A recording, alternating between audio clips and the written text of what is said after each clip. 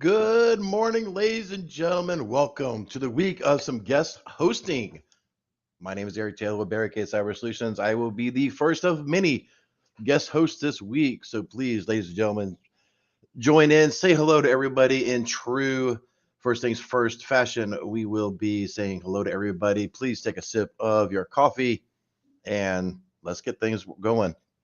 As normal, we are going to be following along with CISOseries.com on today's events and trying to perform while Jerry does CISO. I am more of a technical because we are in DFIR, so a lot of my stuff is more of a technical aspect of things. So I will give you a technical aspect of things of where I see things and my current views of things. So please strap in because while I do promise to keep this thing PG-13, it may always get a tad bit spicy. So as true fashion, we will try to give everybody a couple of minutes to get piled into the room, say hello to everybody, and hope everybody's doing well this fine Monday morning. I do know that there are several guest hosts this week. I am just of one, so I will be very interested. I will be tuning in as much as I can to learn the styles and other techniques that other podcasters do. So it would be interesting to learn from everybody else that is in this space.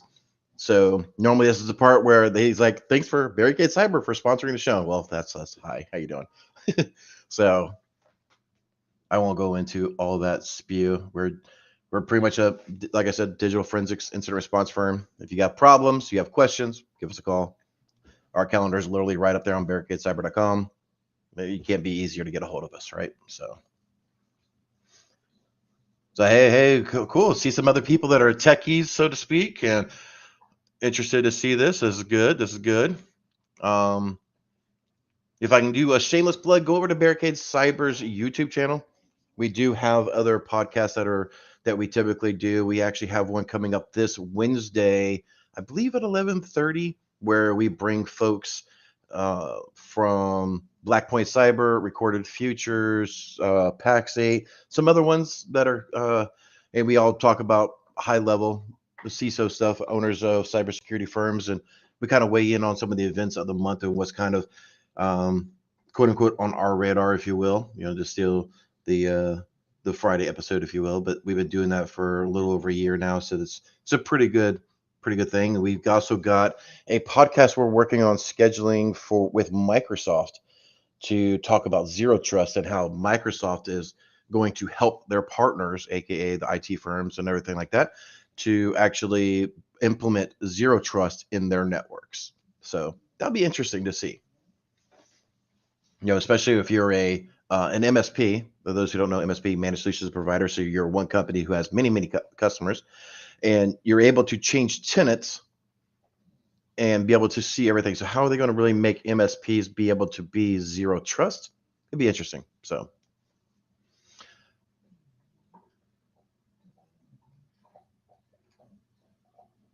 I started my MSP cybersecurity. Hey, Brendan, good job, man. If you ever have any questions, man, GX certified, gone through SANS. So if you have any questions, reach out, and I'll be happy to lend some of my knowledge to you if you ever have any questions, sir.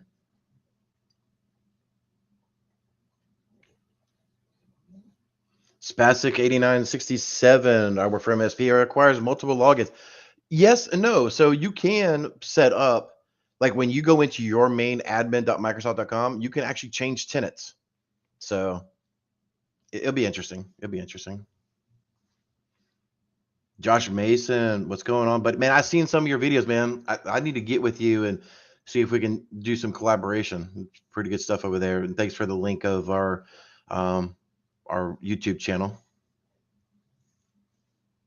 All right, so I do. We definitely have gone over 2 minutes, so let's keep this thing on track as much as we can. I have not looked at these things. I was running a little bit late this morning, so we will be both hitting these articles together, and I will provide this as much as I can in real time as we go. So let's get this thing started. From the CISO series, it's Cybersecurity Headlines. It's Monday, May 23rd, 2022. Ransomware victim trolls hackers with obscene pics. Following up on a story we brought to you last week on Cybersecurity Headlines, the Bank of Zambia made it clear after suffering a ransomware attack at the hands of the Hive operation that they were not planning to pay. In response to the attack, the bank posted a picture of male genitalia along with a statement suggesting the hackers should, quote, suck this and stop blocking networks thinking that you will monetize something, end quote. While some speculated that the obscene picture and message were posted by another threat actor, a BOZ official confirmed that the bank had indeed posted it. Hive claimed to have encrypted the bank's NAS device, but the bank indicates it has successfully restored its systems. Oh my gosh, we are going to kick it off ultra spicy, ladies and gentlemen. Holy McMoly. So I'm sure everybody knows, but those who don't, because it wasn't just but a couple years ago until I knew what the eggplant really meant. But if you didn't catch it, male genitalia is supposedly the eggplant emoji. So pretty much they're telling them to go eat a D, right? Or go suck a D. But, like I said, again, PG-13, I don't want to get, whatever. So it's, again, I haven't seen all these. I didn't see everything. I'm not sure how spicy this thing is going to get, ladies and gentlemen. But this is going to, if this is the way we're starting off on Monday, oh, I may not be asked to come back again. This is going to try to trigger me. I tell you what. Whoa.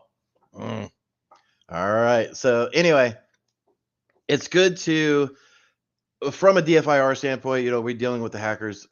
I definitely love to see when hackers and threat groups get pissed off. You know, um, they a lot of times when we're going through negotiations and stuff like that, they're saying that, oh well, we'll just post your stuff, and it's like, yeah, no, except for you got bank information or if you got PII or things of that nature, there's not really much out there. I mean, I'm on the dark net all the time, and I'm watching some of the leaks and stuff like that. I'm like, there's really nothing here. No wonder they didn't pay the ransom. They just restore from their backup. So double extortion, triple extortion. It does have its merits in some ways, but not in others, right? So, oh, let's hope the rest of these episodes or these topics are a little bit more tamer, because I don't know how much I can keep the spicy down, ladies and gentlemen. Let's go. CISOs list top cyber threats to enterprises in 2022. The 2022 Voice of the CISO report from Proofpoint surveyed 1,400 CISOs from 14 countries to get their perspectives about threats facing their organizations in the coming year. Insider threats, whether malicious or unintentional, ranked as the top concern among CISOs, followed by DDoS attacks, which have rapidly increased in frequency in recent years. Email fraud and business email compromise ranked third due to employees remaining a top target of threat actors, and cloud account compromise rounded out the top 4 concerns for CISOs. All right, ladies and gentlemen. So yeah, these are always good to see and digest. So definitely check the link. I'm not sure if we actually have any mods in the group here today. I'm not seeing any, but anyway, Mr. Auger, what are you doing in here? Get out of here. You go on vacation. You're supposed to be on the dark net. But anyway, yes, I just posted that in there. In here, you'll see you can actually download the report. After this one, I will be downloading it because these are always reports that I like to see, especially ones that are current, not recapping of last year or the last couple of quarters. So, I mean, definitely, the insider threat is definitely a high thing. Those who don't know, you will see, hackers and ransomware groups will actually post or try to buy access into everything. Hey, I'll give you $10,000 or whatever, and you just give me access into your network, and we'll drop our payloads and would do what they have to do, right? Denial of service is very, very interesting because you have threat actors, ransomware groups that will actually do DDoS attacks on networks who don't pay the ransomware payments. So they try to do, that's the whole triple extortion, if you will. One, they hold you for ransom to get your files back. Two, they leak it. And the third variant of this is, now we're going to DDoS you and try to make your network completely unusable and inaccessible because you didn't pay that ransomware note, right? So that's kind of where that triple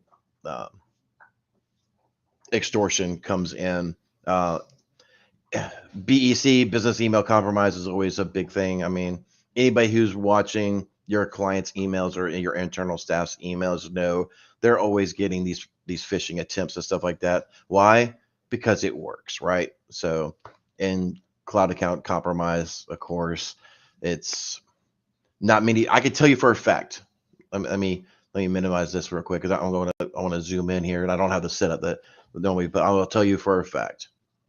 Every time we go into a DFIR case, every single time, at least for the past year, a lot of the threat actors will get local network and then will compromise the cloud infrastructure or vice versa. In almost every case I've had recently, they're not monitoring the cloud. So there's a lesson to learn here. Are you monitoring your cloud resources? Are you monitoring your cloud logins? Are you monitoring if an email address gets forwarded to outside of your network? Things of that nature. So monitor your cloud, please. Monitor. All right. So anyway, let's move on, ladies and gentlemen. YouTube removes more than 9,000 Ukraine war-related channels. YouTube has taken down more than 70,000 videos and 9,000 channels related to the war in Ukraine for violating content guidelines. Examples include taking out the channel of pro-Kremlin journalist Vladimir Solovyev and suspending Russia's Ministry of Defense and Foreign Affairs' ability to upload videos for describing the war as a liberation mission. YouTube has an estimated 90 million users in Russia, where it has been able to continue operating despite cracking down on pro-Kremlin content. However, the company no longer allows advertising on the platform in Russia, which has drawn protest from some who say well-targeted ads can help counteract Kremlin propaganda. Okay.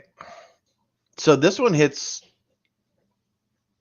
me a little close. So while I'm not fully up to speed on the Russia-Ukraine thing. Yeah, I know that, of course, they're in battle and, each side says they're winning and all this other stuff, right? But I don't know. I know that these other countries don't have the same liberties and things that we have here in the States. For those who are not in the States, we have the First Amendment, freedom of speech. So as long as you're not promoting, you're not promoting anything to be harmful or promoting violence or things of that nature, it is protected. So, I would have to definitely dig into this thing to see if they are actually promoting violence or if they're actually recording and viewing or distributing, missile attacks, things of that nature. That may be, that'd definitely be a good no-no, right? You don't want to see mass murdering being delivered via your favorite streaming service, right? So this is definitely one to note. I do think that some of the social media programs may be getting a little trigger happy, a little gun. I don't want to say gunshot, but yeah, we'll stick with trigger happy, if you will, on some of the restraints that they're doing. That may be why some things like Starlink by Elon Musk is actually, providing a satellite service to help information to get out. I don't know how much of this goes in. So I will say is take this comment with a big freaking asterisk from me. I'm not up to speed on a lot of this stuff because there's so much that keeps changing daily, and it's hard to keep up with this particular stuff. So but if they're actually doing bad things, then a good thing on YouTube and Google for removing that type of content. So Bing censoring searches for politically sensitive Chinese names. According to a report from Citizen Lab, the autofill system in Microsoft's Bing Bing search engine, which offers guesses at what users are searching for, fell with respect to names that the Chinese government deems sensitive, with examples including President Xi Jinping and deceased human rights activist Liu Xiaobo. Last year, Microsoft suspended the autofill feature in China to comply with Chinese laws, but the report provides new evidence that censorship could influence search results in the US and Canada. Microsoft chalked the issue up to a technical error, adding that autofill suggestions are driven largely by user behavior, and not seeing results doesn't necessarily mean that the results have been blocked. All right, let's go with this one. Okay, so if China has, so we'll just kind of go back to the whole free speech for a moment from the last article. So kind of good thing that they CISO series put these things together. So if you are providing a service in a different country, right, you need to be able to comply with the laws of said country, if you're going to do that. So, if China says you're not allowed to, search for those things, then you're not allowed to search for those things, right? So, if you, this is whole the whole pay to play, if you will, but to comply to play in this particular situation. But on a side note, who still freaking uses Bing anyway? Anyway, I'll digress. And now let's take a moment. www.optiv.com/zerotrust.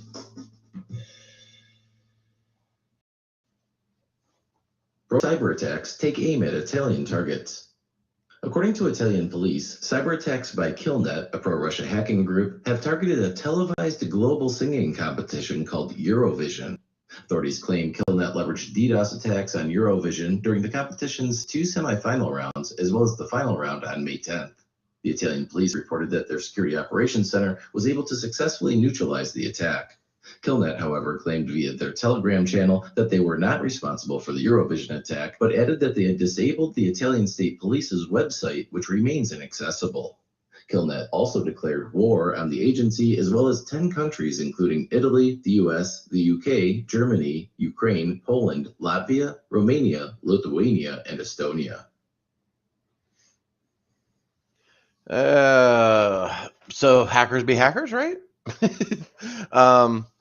This is,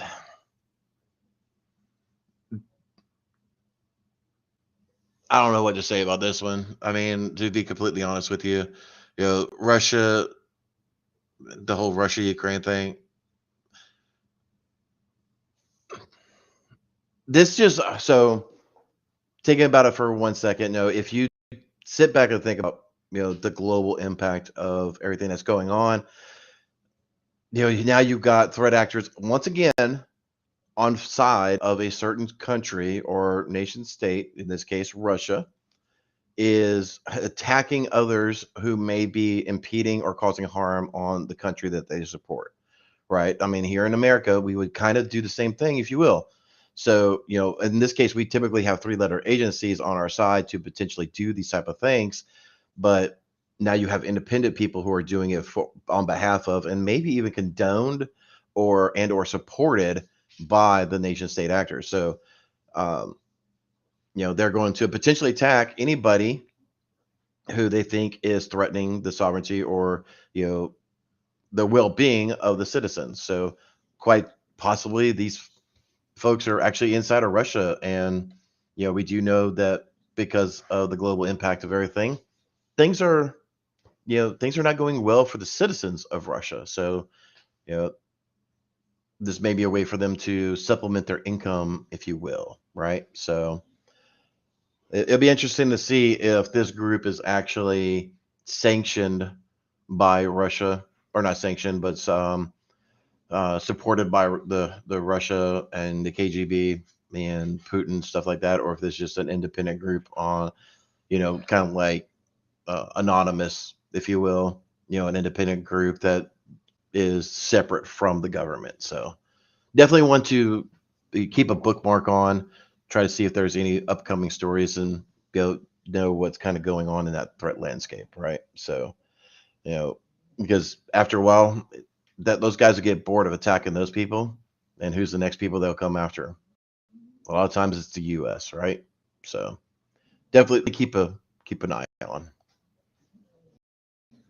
PDF Word doc to drop keylogger malware. All right, let's just stop right there. Come on, ladies and gentlemen. PDF. Oh, this is going to trigger me. Researchers from HP Wolf Security have discovered a new malware distribution campaign that uses a PDF attachment to hide malicious Word documents. Using a PDF is an unusual tactic, as most nefarious campaigns leverage docx or XLS email attachments laced with macro code. In the campaign observed by the researchers, the PDF is named Remittance Invoice, and once opened, users encounter a dubious docx file named, quote, has been verified, end quote.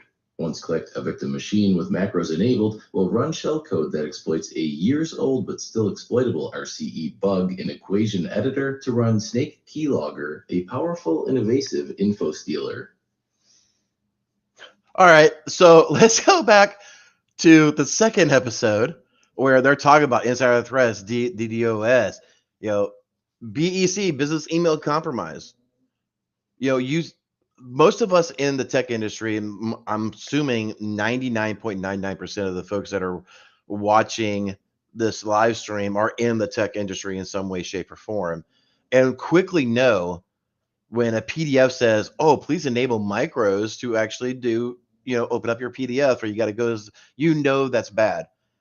But this again is another point to what we were seeing on the second episode or the second story, that they are still doing these malicious PDF payloads. Why? Because it freaking works, right?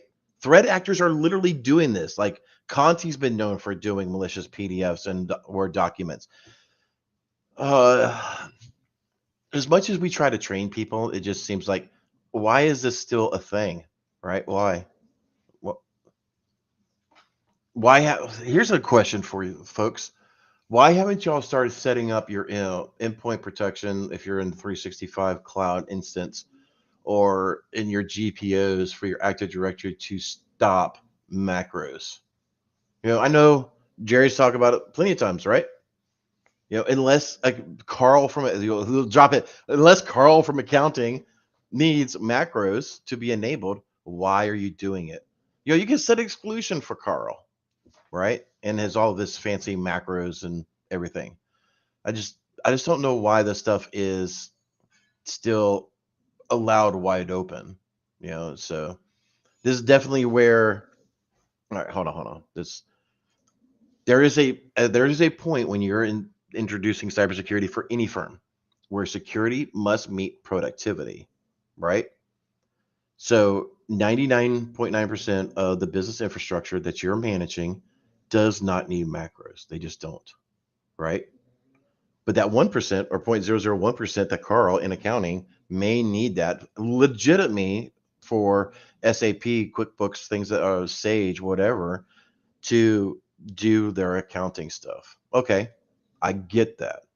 We could set that user up in its own, even own VLAN if you really want to get really advanced with it and isolate them if you can. And so that way he can do it, but put another layer of monitoring, just really focus on that. But if Carl in accounting gets popped, that workstation gets compromised, you can quickly isolate it and remediate it without it impacting your entire daggum network, right? Security must meet productivity, and you've got to find that even kill. Stop letting things wide open. Sorry. This is one of those things that just triggers me. I mean, I get invited back after this week. Here we go. And now it's time for last week's ransomware roundup. Last week's ransomware victims include the Chicago Public School District, which reported on Friday that it suffered a massive data breach exposing the data of nearly 500,000 students and 60,000 employees after their vendor, Patel for Kids, suffered a ransomware attack back in December. According to the district, it partners with Patel to upload student course information and assessment data for teacher evaluations. Additionally, Japanese-based media company Nikkei, the world's largest financial newspaper, disclosed last week that ransomware infected one of its servers at a Singapore branch. The server likely contained customer data, but authorities are still investigating the extent of the attack.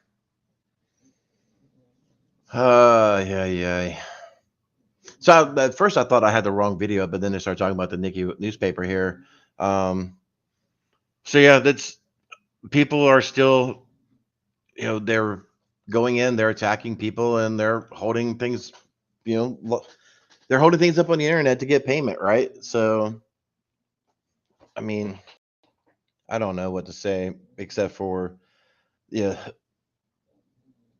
this is definitely one of these situations where people need to take notice. Like, look, Q1 was definitely not as much ransomware communications that we had seen, so I do think that a lot of people have become a little sauce, like, oh, well, things are down. We don't have to worry about it quite as much, things of that nature. And now they're starting to pick back up.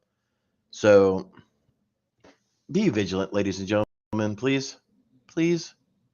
And let's just do that. Let's just put this out. Even if you don't call Barricade Cyber, let's ask one question of you right now. Who are you going to call when things go bump in the middle of the night? Who are you going to call? If you don't have somebody, find somebody, right? When you got these ransomware attacks, you got these data breaches, you got these things going on, who are you going to call? And it's not better. Please don't say it's the freaking Ghostbusters, right? So find somebody you're going to be able to use. Oh, here we go. 2 people said Ghostbusters. Here we go.